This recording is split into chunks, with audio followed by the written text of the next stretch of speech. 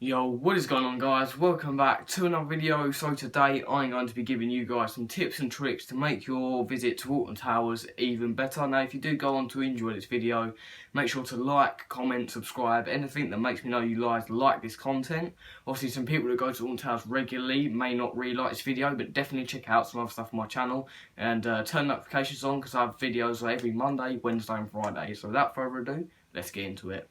Okay, so the first thing I'm going to talk about here is transport. Now, like I said, a lot of you that have been to ALTON Towers regularly, you'll probably know quite a lot of this stuff, so this probably isn't a video for you, but definitely check out some other stuff on my channel. But yeah, transport, if you've never been to ALTON Towers before, or if you haven't been in quite a long time, it is quite a long walk from the car park to the park. Now, it is possible to walk there, but it is best to take the monorail. It's a bit of a given, but just to say it anyway. The monorail just takes you to the entrance of the park, and then you go on it about 5-minute long journey on the monorail, or you have to wait maybe 10-20 minutes to get on there really early in the day, just before the park opens. But other than that, the monorail is a great system to get to the front of the park, and obviously it takes you right out by the gate. So that is an easy way to transport around to the actual entrance of the park. Obviously dotted around the park you also have the skylines, or the transportation pods, or whatever you want to call them. Obviously you have one in Forbidden Valley, you have one in Cloud Cuckoo Land, you have one near Wickerman. They're dotted all around the park, and they'll just help you travel across to different areas of the park. So obviously ALTON Towers is quite a big park and requires a lot of walking and a lot of strength and energy, really. So it's kind of nice to just go on these skylines to just get around easier and more quickly. Okay, so the next thing I'm going to be talking about is rides. Now, if you go to ALTON Towers or go to any Merlin park really, you'll know that they do early ride time.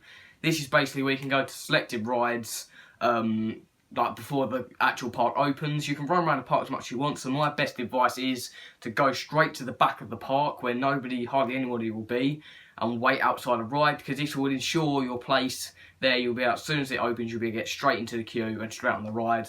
Obviously you don't have to do this, you can go on the early ride time rides if you really want to, if that's your choice. Obviously there won't be as many people there, but that is my best advice. Now this is also advice even not for early ride time. Just get to the back of the park and just, yeah, it won't be as busy, trust me. So if you go to the back of the park, so start at like Nemesis, Galactica, Smiler, Oblivion, 13, Retail, all of them ones that are towards the back, definitely go to first because they will have the less queue times. Okay, so the next thing I'm going to talk about is restaurants and or food.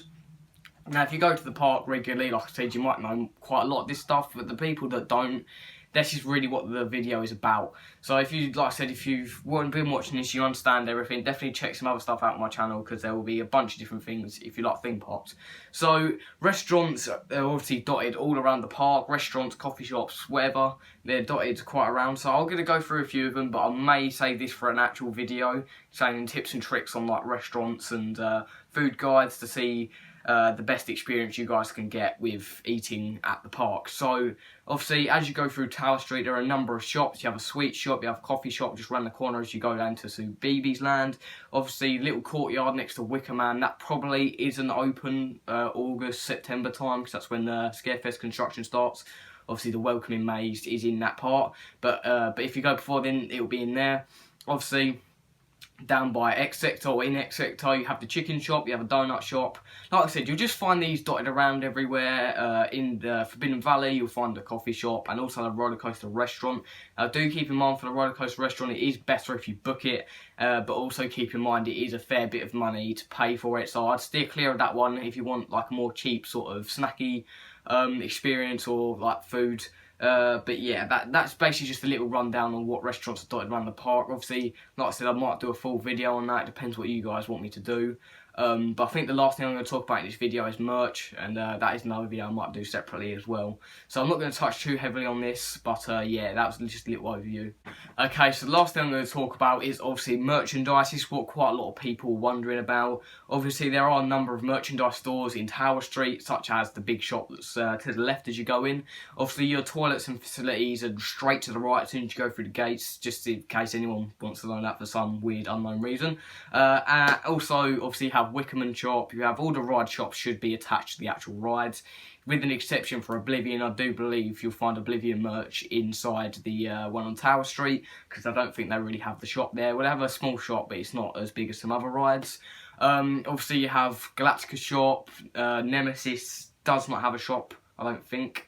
But yeah, there's some, just assume that there's shops attached to the rides, because it's just easier then. But if you don't find what you want in them shops, definitely look in the one at Tower Street and you should find what you want, because that's where basically everything is collected. Now, that is going to do it today, guys, for this video. I'm sorry it was a bit short, but I didn't really know what to do. Like I said, I might do separate videos for them merch and restaurant guides. Same with Fort Park and such like that. So definitely leave your video comments down below. This was suggested by someone last video. I cannot remember their names. I'm so sorry, but you'll know who you are. So yeah, see you later, guys.